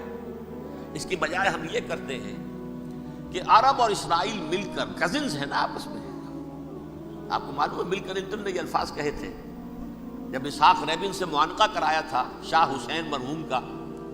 تو کیا کہا؟ You are cousins. حضرت ابراہیم کے 2 بیٹوں سے نسل ہے نا، حضرت اسماعیل سے عرب ہے، وہ دور ہے، اور حضرت اسحاق سے یہ بنی اسرائیل ہے، کزنز ہے. You are cousins. تو ہم کزنز مل کر ایک اکنامک یونٹ بناتے ہیں. جیسے ایشیا پیسیفک ایک یونٹ بن گیا ہے، آسیان ایک یونٹ بن گیا ہے، وغیرہ وغیرہ. پورا یورپ ایک یونٹ بن گیا ہے، ایک کرنسی بن گئی ہے. ہم اس پورے علاقے کو ایک اکنامک یونٹ بناتے ہیں. پیسہ عربوں کا ہوگا، ان کے پاس بہت دولت ہے. تیل ان کا ہوگا، بہت تیل ہے ان کے پاس. مزدور ان کے ہوں گے، بڑی تعداد ہے ان کی. مینجمنٹ ہماری ہوگی، ٹیکنیکل نو ہاؤ ہمارا ہوگا، سائنسدان ہم ہوں گے. ملائی ہم کھاتے رہیں گے، چھاچھ ان کو دیتے رہیں گے. تو ہمیں آم کھانے ہیں، پیڑ گرنے کی کیا ضرورت ہے؟ خام خواہ ان کی دشمنی مول لیں، زیادہ دشمنی بڑھائیں. یہ اس چھوٹے سے اسرائیل کو تسلیم نہیں کرتے، ہم گریٹر اسرائیل کو کیسے تسلیم کر لیں گے یہ؟ لہذا اس خیال کو دل سے نکالو. یہ اختلاف ہو گیا نمبر 1، بہت بڑا اختلاف. لیکن نمبر 2، اس اختلاف میں اتفاق یہ پیدا کیا گیا. یہاں ایک بات ہم آپ کی مانتے ہیں، ہم کسی بھی پیس پروسیس میں جروشلم نہیں دیں گے ان کو، عربوں کو. یہ انڈیوائیڈڈ دارالخلافہ رہے گا اسرائیل کا. اور نمبر 2، مسجد اقصیٰ اور قبۃ الصخرہ کو گرا کر 3rd ٹیمپل بنائیں گے. یہ مذہبی یہودیوں کو اتنی رشوت اگر وہ نہ دیں تو وہ ان کے ساتھ کام کرنے کو تیار ہی نہیں ہے. یہ پورا پس منظر سمجھ لیجئے. اصل میں بٹوین دی لائنز سمجھے بغیر یہ خبریں جو آپ پڑھتے ہیں. ادھر امریکہ کا معاملہ کیا ہے؟ ایک طرف وہ پشت پناہ ہے، حمایتی ہے، پروٹیکٹر ہے، محافظ ہے اسرائیل کا. اسرائیل امریکہ ہی کی آؤٹ پوسٹ سمجھ لیجئے، اسی کی ایک ریاست سمجھ لیجئے. لیکن اس کے ساتھ ہی وہ اپنے جو دنیاوی عالمی مصلحتیں ہیں، اتنی بڑی قوم عرب کی جو ہے اسے بھی دشمن تو نہیں بنانا چاہتا. ان میں بھی ماڈریٹس کو چاہتا ہے کہ رہے ماڈریٹس، یہ جو ہماری جیب میں ہے، حسنی مبارک ہو، شاہ فہد ہو، جو ہماری جیب میں ہے. ورنہ یہ کہ وہاں پر اگر زیادہ ریڈیکل لوگ آ گئے تو ہمارا ویسے ہی بیڑا غرق ہوگا. لہذا وہ جبر کرتے رہے ان پر کہ صلح کرو کوئی نہ کوئی. یہ صلح کے لیے دباؤ امریکہ کا ہے، اسرائیل نہیں چاہتا صلح، دباؤ ہے امریکہ کا. اب میں آپ کو یاد دلاتا ہوں، خلیج کی جنگ ختم ہوئی، بش، یہ باپ اس کا جو اب ہے بش، اس کا بڑا بش جو سینئر، اس کی پاپولیرٹی ریشو تو ہے 89% تھی اس وقت امریکہ کے اندر. اس نے اتنی بڑی جنگ فتح کی تھی اور چند امریکی مرے صرف. لیکن اس نے ایک موقف اختیار کیا یہود کے خلاف. $10 بلین منظور ہو چکے تھے، اسرائیل کو دیے جانے تھے نئے سیٹلمنٹس بنانے کے لیے اسرائیل میں. اس نے کہا یہ رقم میں ایشو نہیں کروں گا جب تک پیس پروسیس شروع نہیں کرتے. یہ دباؤ تھا جس کے آگے گھٹنے ٹیکنے پڑے $10 بلین کے لیے، لیکن اس کا بدلہ یہ چکایا کہ الیکشن میں ہرا دیا اسے. حالانکہ وہ ہیرو، فاتح، خلیج کی جنگ کا فاتح، 89% ریٹنگ، الیکشن میں 0. دباؤ تھا. اسی طرح بل کلنٹن کا دباؤ رہا، کسی طرح صلح کرو، کسی طرح صلح کرو، کسی طرح صلح کرو. اور اس معاملے میں میں یہ تسلیم کرتا ہوں، اس معاملے میں اس نے واقعتاً ایڑی چوٹی کا دور لگایا. اور یہ بھی تسلیم کرتا ہوں کہ اس کے دباؤ میں آ کر ایہود باراک جہاں تک چلا گیا تھا، اب کوئی نہیں جا سکتا. وہ آفر نہیں دے مل سکتی اب دوبارہ فلسطینیوں کو. یہ بھی میں بھول گیا آپ کو بتانا. یہ جب پروسیس شروع ہوا ہے جس کا نام تھا لینڈ فار پیس، اصول کیا دیا تھا امریکہ نے کہ دیکھو اسرائیلیوں، یہودیوں، تم نے سن 67 میں جو زمینیں ان سے چھینی تھی، جو علاقے، یہ ان کو واپس کر دو اور ان سے صلح کر لو، یہ سب تمہیں ریکگنائز کر لیں گے، جنگ ختم ہو جائے گی. صحرائے سینا دے دو، مصر تم سے صلح کر لے گا. وہ ہو گیا. انور سادات نے صلح کر لی، ریکگنائز کر لیا، صحرائے سینا واپس آ گیا. عربوں نے اسے اپنی فولڈ سے نکال دیا، عرب لیگ سے نکال دیا. شام بھی تیار رہا ہے لیکن پورا گولان ہائٹ مانگتا ہے. وہ ابھی جو پچھلے دنوں کلنٹن کے آخری دور میں گفتگو ہوئی تھی، اس نے کہا جتنا تم نے ہم سے علاقہ چھینا تھا سارا واپس کرو تو ہم کر لیں گے ریکگنائز. اس میں سے کچھ ایسا اسٹریٹجک امپورٹنس کا علاقہ ہے وہ یہودی کسی طور پر دینے کو تیار نہیں، لہذا صلح نہیں ہو سکی. شرق اردن سے جو علاقہ لیا تھا وہ ٹھیک ہے، وہ رکھو، اس کے اندر فلسطینی ریاست بنا دو. یہ علاقہ جو ہے فلسطینیوں کی میجورٹی ہے اس میں، تو اس کو فلسطینی ریاست بنا لو. ایک ریاست ودن ریاست ہو جائے گی، اسرائیل ریاست، فلسطینی ریاست. یہ ہیں 3 مین پوائنٹس. چوتھی بات پہ آ کر روک دیتے تھے کہ یہ پھر بعد میں سوچیں گے یروشلم کا مستقبل کیا ہوگا، یہ موسٹ سینسٹیو ایشو جو ہے یہ بعد میں سوچیں گے. اب جب یہ پیس ٹاک شروع ہوئے تو یاد ہے اسحاق رابین تھا، اسے کس نے قتل کیا؟ یہودی نوجوان نے. یہ تم کیسے دے رہے ہو زمینیں؟ ہمیں تو اور لینی ہے. تم نے صحرائے سینا واپس کر دیا، ہمیں تو جشن کا پورا علاقہ لینا. مصر کا سارا فرٹائل ایریا جو ہے وہ لینا ہے اس سے. تم گولان ہائٹس دے رہے ہمیں پورا شام لینا ہے. لہذا تم کیسے کر رہے ہو؟ لینڈ فار پیس، پیس اور نو پیس، نو لینڈ. زمین ہم واپس نہیں کریں گے، ہمیں تو اور لینی ہے. کس نے قتل کیا؟ یہودی نے، فلسطینی نے تو قتل کیا. ایہود باراک کی بات میں آپ کو بتا رہا ہوں، یہ یہاں تک چلا گیا تھا کہ اسرائیلی ریاست بھی ہم فلسطینی ریاست بھی مان لیں گے، یروشلم بھی، مشرقی یروشلم دے دیں گے، تمہارا اقتدار ہوگا اس پر. البتہ یہ جو احاطہ ہے جس میں جنوب میں مسجد اقصیٰ ہے اور ذرا شمال کی طرف ہے قبۃ الصخرہ. قبۃ الصخرہ آپ جانتے ہیں، جب بھی ٹیلی ویژن پر یروشلم سے کوئی خبر آ رہی ہوتی ہے تو پیچھے وہ بڑا سا مینار، بہت گنبد نظر آتا ہے سنہرا. یہ وہ جگہ ہے چٹان، ٹیمپل ماؤنٹ. یہ پہاڑی تھی پہلے، جیسے کوہ صفا، کوہ مروہ، اب کیا رہ گئی ہے؟ کبھی پہاڑیاں تھی. یہ کوہ صفا کے اوپر چڑھ کر حضور نے نعرہ لگایا تھا ما صباحا. اب کیا ہے وہ کوہ صفا بیچارہ؟ وہ تو ایک چھوٹی سی علامت ہے، کوئی پہاڑیاں سے دکھائی دیتی ہے، اس کے اوپر بھی گنبد ہے. اسی طرح ٹیمپل ماؤنٹ ہے وہ جہاں پر کہ ہیکل سلیمانی تھا، اور وہ گرا دیا تھا رومیوں نے. مسلمانوں نے تو نہیں گرایا. لیکن پھر حضور کو معراج وہاں سے ہوا تو عبد الملک بن مروان نے وہاں پر یہ بہت بڑا گنبد بنا دیا. یہ قبۃ الصخرہ ہے. وہ مسجد اقصیٰ نہیں ہے، مسجد اقصیٰ اس کے علاوہ ہے، وہ جنوبی علاقے میں ایک ریکٹینگولر احاطہ ہے بہت بڑا، جس کے جنوبی علاقے کے اندر مسجد اقصیٰ ہے، اور یہ اس کے شمالی حصہ. یہود براق نے یہاں تک آفر کر دی تھی کہ مسجد اقصی تو اپنے پاس رکھ لو، لیکن یہ ٹیمپل جو ہے، یہ ٹیمپل ماؤنٹ، یہ قبۃ الصخرہ نہیں، اس لیے کہ یہ ہماری کمٹمنٹ ہے مذہبی یہودیوں کے ساتھ کہ ہم یہاں پر جو ہے ٹیمپل بنائیں گے، تھرڈ ٹیمپل، ہیکل سلیمانی کی تیسری مرتبہ تعمیر یہاں ہوگی۔ لیکن ظاہر بات ہے فلسطینی کیسے مان لیں، مسلمان کیسے مان لیں؟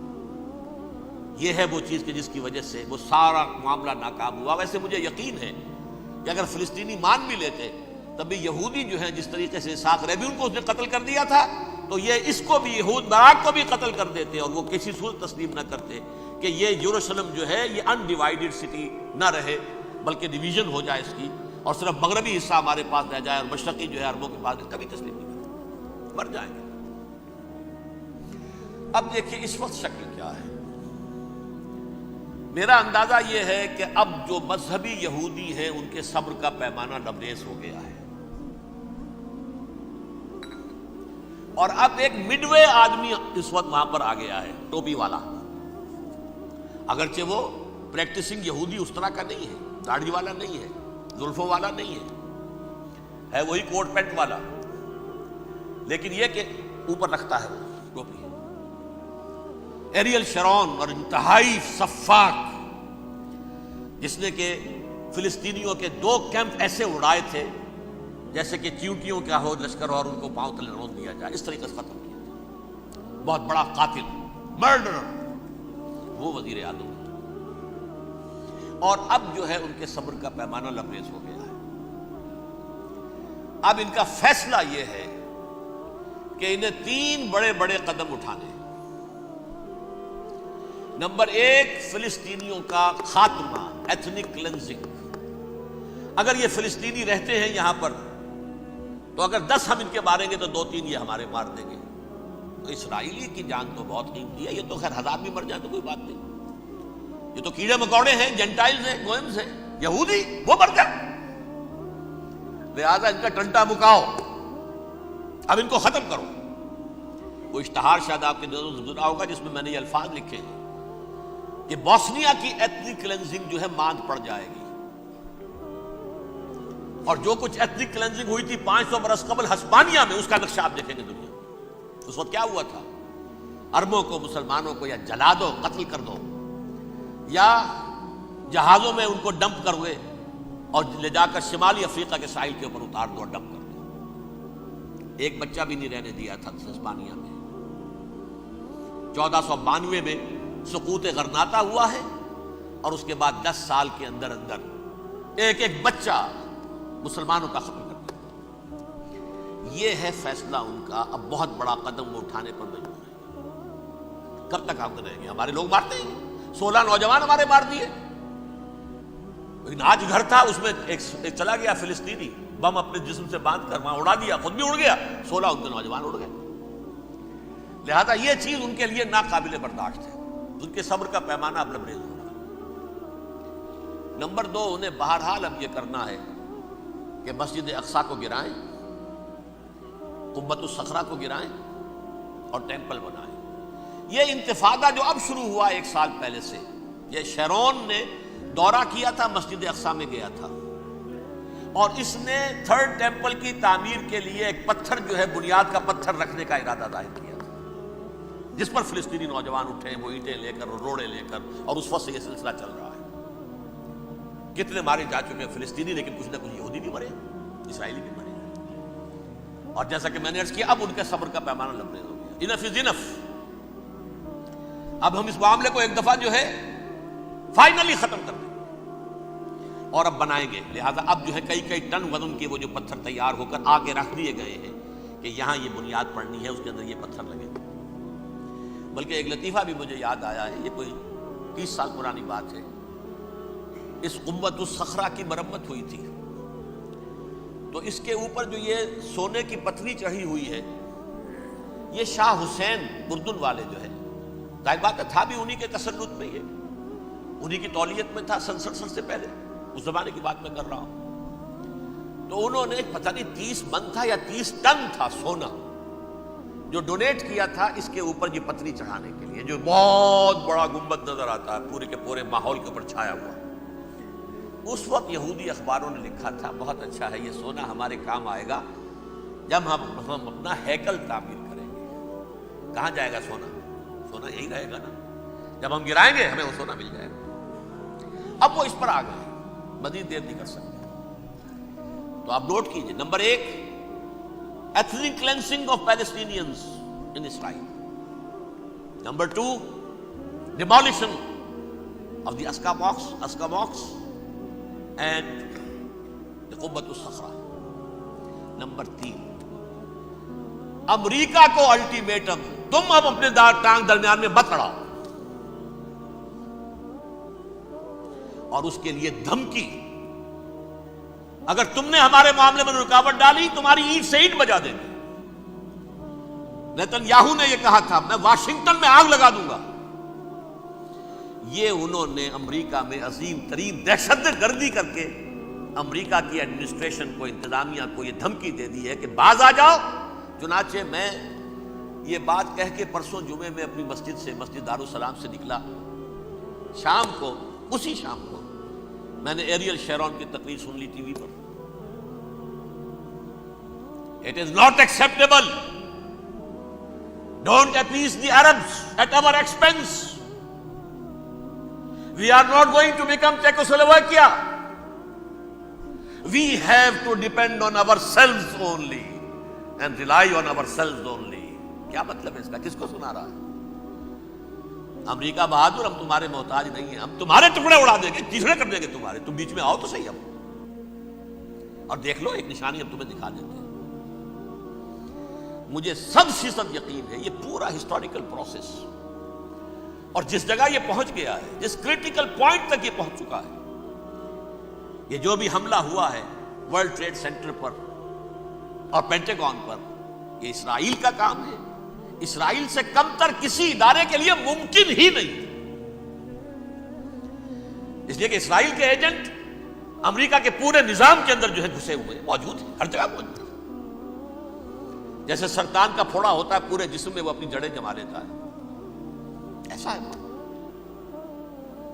پوری ایڈمنسٹریشن، پوری اکانومی، تمام ذرائع ابلاغ، پرنٹڈ میٹر ہو یا یہ کہ الیکٹرانک میڈیا، سب ان کے قبضے میں، ڈیفنس کا سارا معاملہ ان کے قبضے میں ہے۔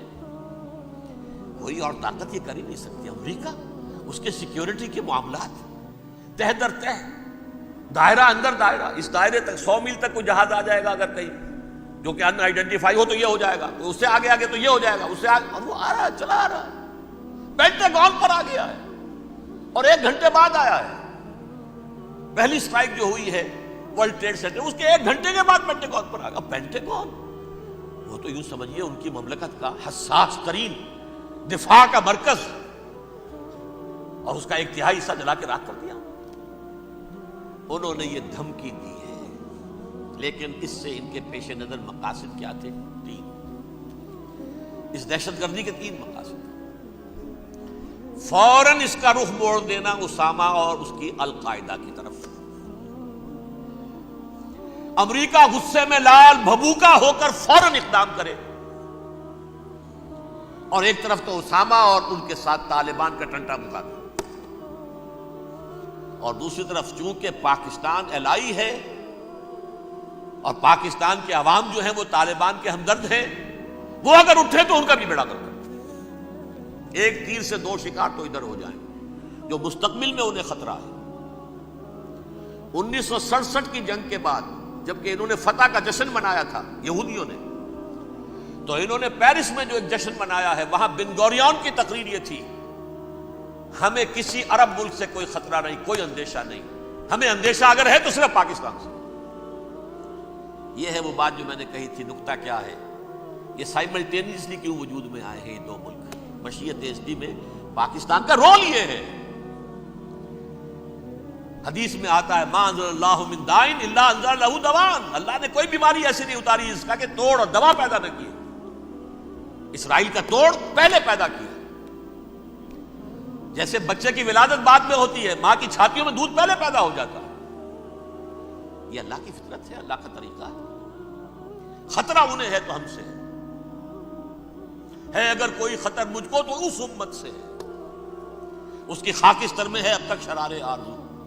یہاں کے عوام، حکومت تو ٹھیک ہے ہماری جیب میں آ گئی، عوام کے اندر ہے، یہ بھڑک سکتی ہے چنگاری. یہی وجہ ہے بار بار ان کا کہ ہم زیادہ دباؤ نہیں ڈالنا چاہتے پاکستان پر. ہمارا بہت بڑا الہی ہے، ہم بہت پیسے بھی دے دیں گے، یہ بھی کر دیں گے، وہ بھی کر دیں گے، لیکن ہم زیادہ دباؤ نہیں ڈالنا چاہتے، ڈی اسٹیبلائز نہ ہو جائے، یہاں کے عوام کہیں کھڑے نہ ہو جائے.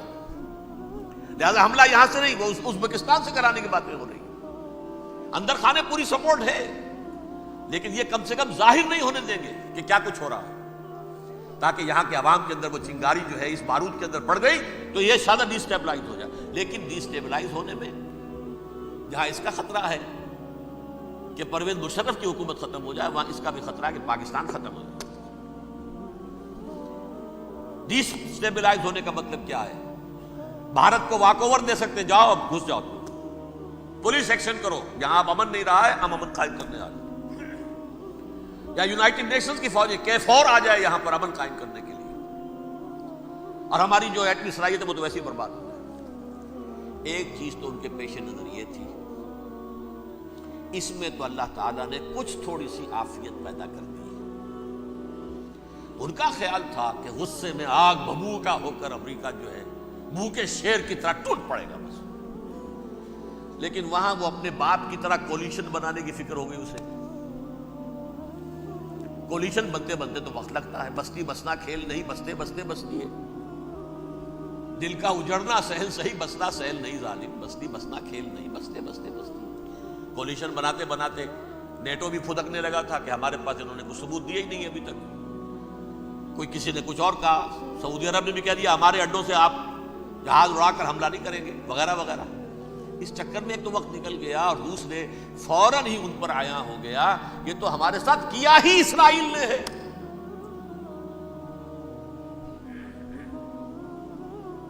لیکن یہ بات لیک نہیں کرنا چاہتے.